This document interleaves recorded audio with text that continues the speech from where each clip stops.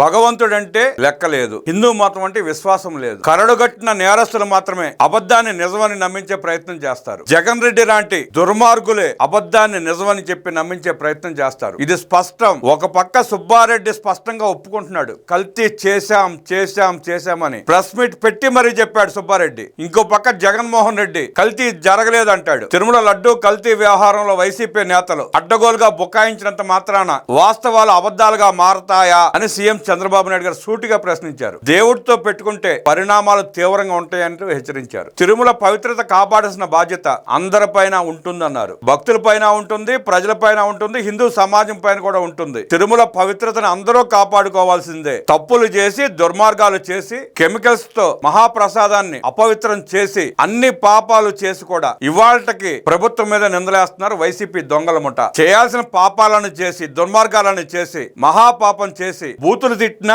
భరించాలా అంటే మీరు దోపిడీలు చేసి దుర్మార్గాలు చేసి టీటీడీని కూడా అపవిత్రం చేసి ఎదురు దాడి చేస్తూ బూతులు తిడితే కూడా భరించాలా అంటూ ముఖ్యమంత్రి సూటిగా ప్రశ్నించారు. కల్తీ చేసిన దుర్మార్గుల్ని అందరినీ కఠినంగా శిక్షిస్తామంటూ హెచ్చరించారు ముఖ్యమంత్రి. నెయ్యి కల్తీపై 2022లో నివేదిక వస్తే అప్పటి పాలకులు ఎందుకు తొక్కి పెట్టారు? తప్పు జరుగుతోందని తెలిసి కూడా దాన్ని కొనసాగించారు. ఎన్డీడీబీ నివేదికలోని అంశాన్నే నేను ప్రస్తావించా. వైసీపీ నేతలకు దేవుడంటే లెక్కలేని తనం. ఇంతవరకు చరిత్రలో వెంకన్న స్వామి జోలికి ఎవరూ రాలేదు. దేవుడికి అపచారం జరిగినప్పుడు ముక్త కంఠంతో ఖండించాల్సిన బాధ్యత మనపై ఉంది. తిరుమల పవిత్రతను కాపాడుతాం. ఈ అంశం పైన పీఠాధిపతులతో చర్చించి ముందుకు వెళతామని సీఎం చంద్రబాబు నాయుడు స్పష్టం చేశారు.